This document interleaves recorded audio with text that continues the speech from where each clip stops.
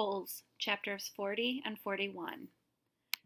When Stanley found the onion the night before, he didn't question how it had come to be there. He ate it gratefully. But now, as he sat gazing at Big Thumb and the meadow full of flowers, he couldn't help but wonder about it.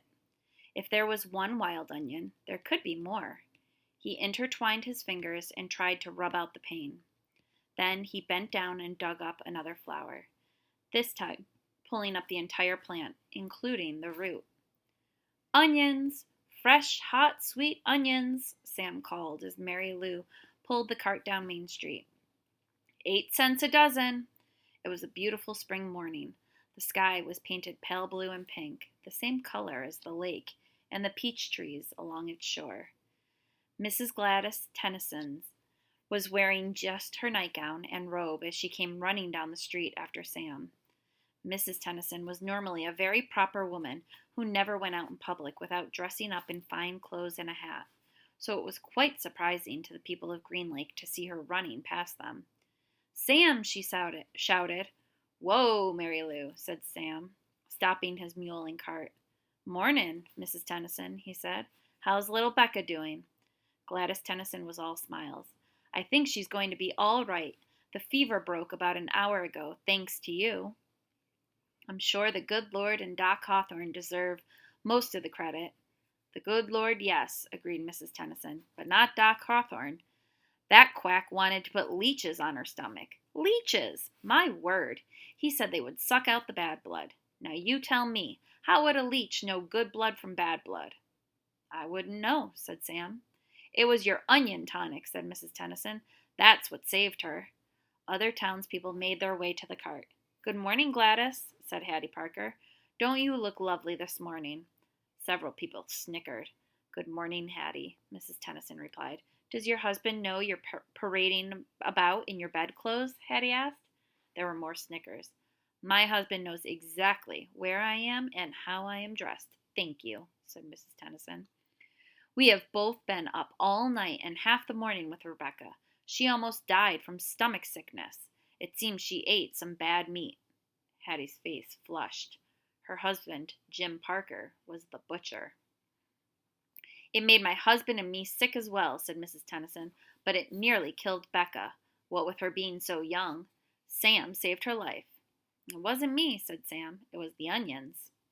"I'm glad Becca's all right," Hattie said contritely. "I keep telling Jim he needs to wash his knives," said Mr. Park, who owned the general store. Hattie Parker excused herself, then turned and quickly walked away. "Tell Becca that when she feels up to it to come by the store for a piece of candy," said Mr. Pike. "Thank you, I'll do that." Before returning home, Mrs. Tennyson bought a dozen onions from Sam. She gave him a dime and told him to keep the change. "I don't take charity," Sam told her, "but if you want to buy a few extra onions for Mary Lou, I'm sure she'd appreciate it." "All right, then," said Mrs. Tennyson. "Give me my change and onions." Sam gave Mrs. Tennyson an additional 3 onions, and she fed them one at a time to Mary Lou. She laughed as the old donkey ate them out of her hand. Stanley and Zero slept off and on for the next 2 days, ate onions all they wanted, and splashed dirty water into their mouths. In the late afternoon, Big Thumb gave them shade. Stanley tried to make the hole deeper, but he really needed that shovel. His efforts just seemed to stir up the mud and make the water dirtier. Zero was sleeping. He was still very sick and weak, but the sleep and the onions seemed to be doing him some good. Stanley was no longer afraid that he would die soon. Still, he didn't want to go for the shovel while Zero was asleep. He didn't want him to wake up and think he'd been deserted. He waited for Zero to open his eyes. "I think I'll go look for the shovel," Stanley said. "I'll wait here," Zero said feebly, as if he had any other choice. Stanley headed down the mountain. The sleep and the onions had done him a lot of good as well. He felt strong. It was fairly easy to follow the trail he had made 2 days earlier. There were a few places where he wasn't sure he was going the right way, but it just took a little bit of searching before he found the trail again. He went quite a ways down the mountain, but still didn't find the shovel. He looked back up toward the top of the mountain.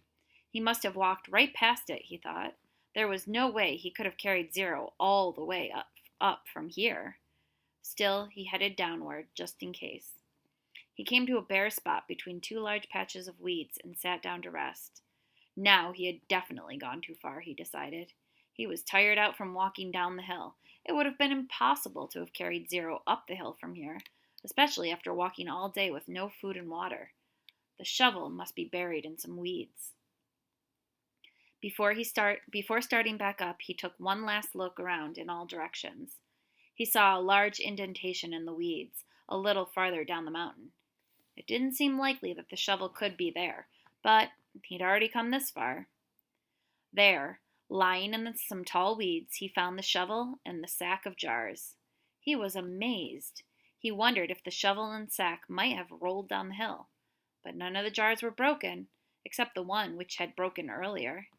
And if they had rolled down the hill, it is doubtful that he would have found the sack and shovel side by side.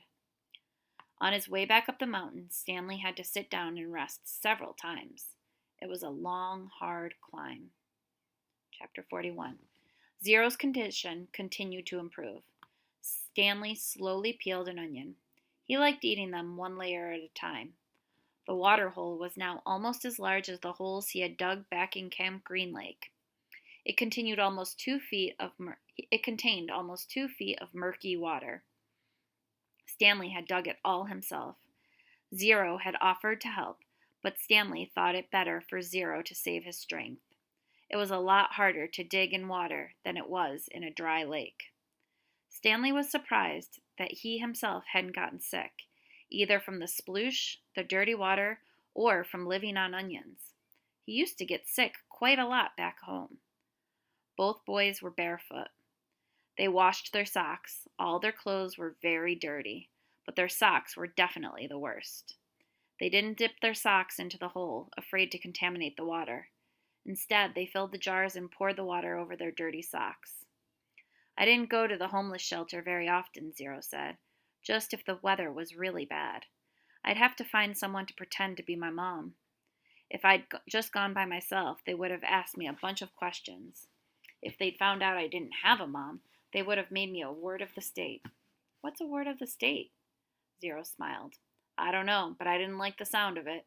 Stanley remembered Mr. Pendanski telling the warden that Zero was a ward of the state. He wondered if Zero knew he'd become one. I liked sleeping outside, said Zero. I used to pretend I was a Cub Scout. I always wanted to be a Cub Scout. I'd see them at the park in their blue uniforms. I was never a Cub Scout, said Stanley. I wasn't good at social stuff like that. Kids made fun of me because I was fat. I liked the blue uniforms, said Zero. Maybe I wouldn't have liked being a Cub Scout. Stanley shrugged one shoulder. My mother was once a Girl Scout, said Zero. I thought you said you didn't have a mother. Everybody has a mother. Well, yeah, I know that.